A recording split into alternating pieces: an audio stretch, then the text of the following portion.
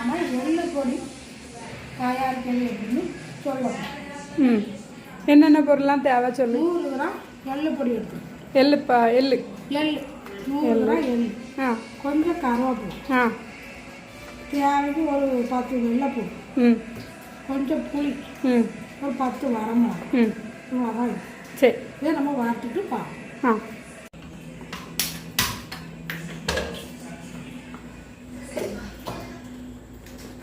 எள்ளு பொடி எள்ளு திரிக்கிறதுக்கு எண்ணெய் ஊற்ற வேண்டும். எள்ளு வறுக்கிறதுக்கு எண்ணெய் வறுக்கிறதுக்கு நம்ம எண்ணெய் ஊற்ற வேண்டும். வெறும் எண்ணெய் தான் வறுக்கணும். எண்ணெய் சேர்க்க வேணும். வெறும் எள்ளு பொடி தான் நம்ம திரிக்கணும்.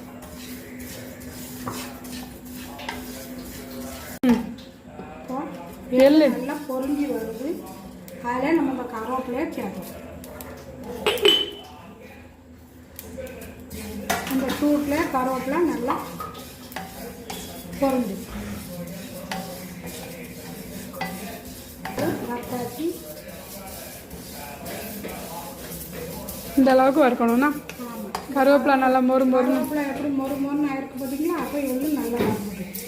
இந்த கருவேப்பிலை இந்த சூட்டில் எப்போ எந்த பொடி திரிச்சாலுமே உளுந்தோட இப்போ கருவேப்பிலை போட்டு நீங்கள் திரிச்சிட்டீங்க, நல்லா மொறுப்பாக இருக்கும். இப்போ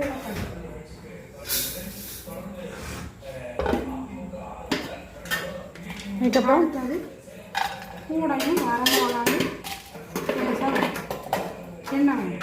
எண்ணெய் வேண்டாமா? இந்த சூட்லேயே வரும்.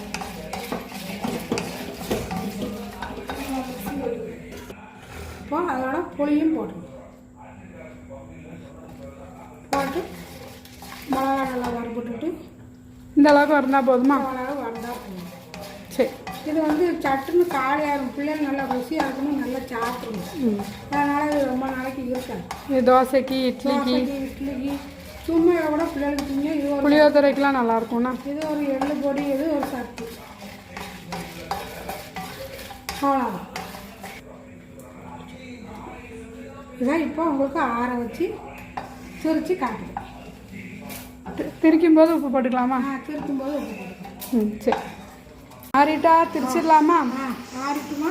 நல்லா ஆறிட்டு இப்போ இதை நம்ம உப்பு போடலையா?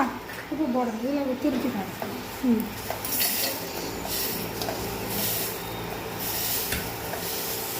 ஒரு சொட்டு எண்ணெய் கிடங்க பார்த்துட்டு காணணும்னா 2000 போட்டுக்கலாமா?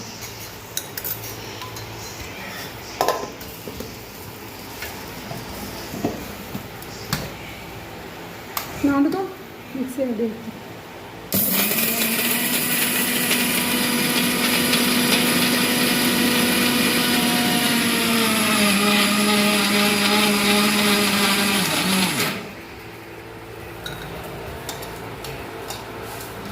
இந்த அளவு பிரிச்சா போதும். சாப்பிடல வேணா எண்ணெய் ஊற்றி சாப்பிடலாம். சரி, கீழே எடுத்து வச்சுட்டாங்க.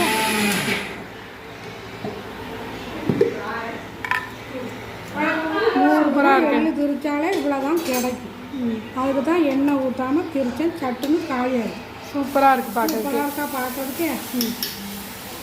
சாப்பிட்டு பாருங்கள். இதே மாதிரி செஞ்சு பாருங்கள்.